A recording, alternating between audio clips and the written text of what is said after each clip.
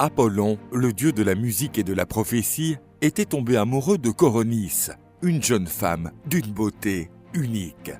Et le dieu et la jeune mortelle devinrent amants. Mais Coronis n'avait pas la même passion qu'Apollon pour elle. La jeune femme aimait davantage un simple mortel nommé Ischys et le voyait souvent. Un oiseau blanc, voyant l'infidélité de Coronis, s'envola pour Olympe afin de dire à Apollon qu'il avait été trompé. Le dieu se mit en colère. L'oiseau messager qui avait annoncé la trahison de la jeune femme finit par devenir la victime de la fureur d'Apollon. D'un plumage blanc, il eut les plumes foncées comme du goudron. Ses descendants seraient ensuite connus sous le nom de corbeaux. Apollon n'avait aucune pitié pour Coronis.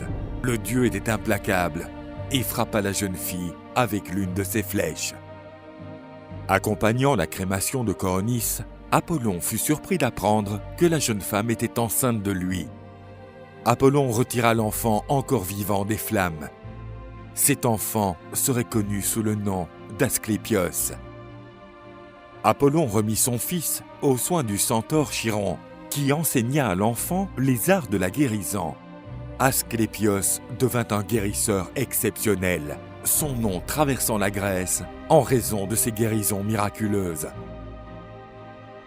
Utilisant les arts médicaux, il apaisait la douleur de nombreuses personnes et sauvait la vie de beaucoup d'autres.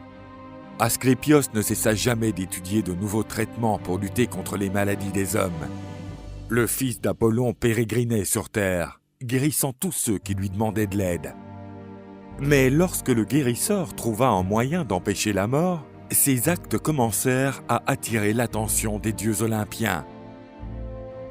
Hadès se plaignit à Zeus, car son royaume souterrain recevait moins de nouveaux sujets qu'auparavant. Quand Asclépios ramenait les morts à la vie, il violait les lois créées par Zeus, ces lois qui promouvaient l'ordre là où auparavant il n'y avait que le chaos. Ainsi, Zeus n'hésita pas une seconde et frappa le célèbre guérisseur de l'un de ses éclairs.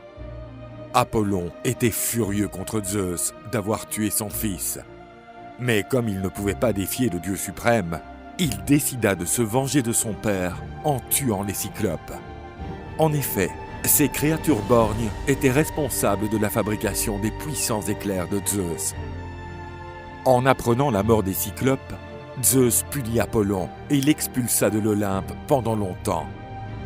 Le dieu trouva alors refuge dans la cour du roi Admète. Après sa mort, ceux qui souffraient de maladies commencèrent à adorer Asclépios quasiment comme un dieu.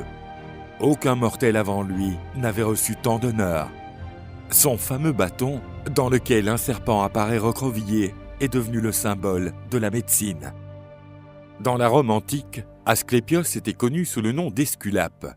C'est là qu'il a été honoré comme le dieu de la médecine et de la guérison.